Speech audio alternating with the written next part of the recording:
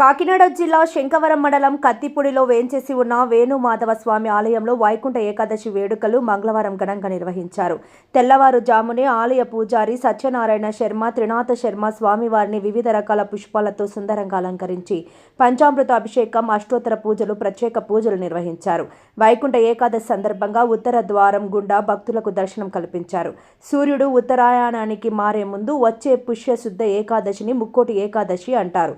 ఈ రోజున వైకుంఠ వాకిళ్లు తెరుచుకునే పర్వదినం. ముక్కోటి ఏకాదశి నాడు సాక్షాత్తు శ్రీ మహావిష్ణువు గరుడ వాహనారుడై 3 కోట్ల దేవతలతో భూలోకానికి దిగివచ్చి భక్తులకు దర్శనమిస్తారని, అందుకే ముక్కోటి ఏకాదశి 3 కోట్ల ఏకాదశులతో సమానమని పురాణాలు చెబుతున్నాయి.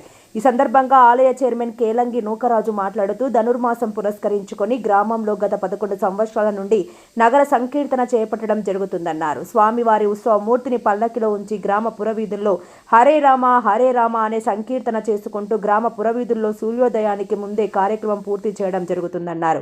నగర సంకీర్తనలో చలిని సైతం లెక్క చేయకుండా చిన్నారులు అధిక సంఖ్యలో పాల్గొనడం విశేషమని తెలిపారు. త్రినాథ శర్మ మాట్లాడుతూ, సంవత్సరంలో వచ్చే 24 ఏకాదశులు చేపడితే ఎంత ఫలితం వస్తుందో ముక్కోటి ఏకాదశి ఒక్కరోజు పూజిస్తే అంత ఫలితం లభిస్తుందని పేర్కొన్నారు. ఆలయాన్ని భారీ పుష్పాలతో సుందరంగా అలంకరించారు. వైకుంఠ ఏకాదశిని పురస్కరించుకొని స్వామివారిని దర్శించుకునేందుకు భారీ సంఖ్యలో భక్తులు పాల్గొని ఉత్తర ద్వారం దర్శనం చేసుకుని తీర్థ ప్రసాదాలు స్వీకరించారు. కార్యక్రమంలో కేలంగి కృష్ణమూర్తి, జీలకర్ర త్రిమూర్తులు, కేలంగి జనార్దన్, జీలకర్ర చక్ర కామేశ్వరరావు, కేలంగి పేర్రాజు, కందా గోవిందు, గాబు వెంకన్న, ఓరుగంటి స్వామి, కేలంగి పవన్, గంగాధర్, కరణం వీరబాబు, గాబు చిన్ని, జీలకర్ర లక్ష్మణరావు, కేలంగి శివాజీ, మాకినీడి గంగారావు, గాబు తాతాజీ, పండు అధిక సంఖ్యలో భక్తులు, మహిళలు పాల్గొన్నారు.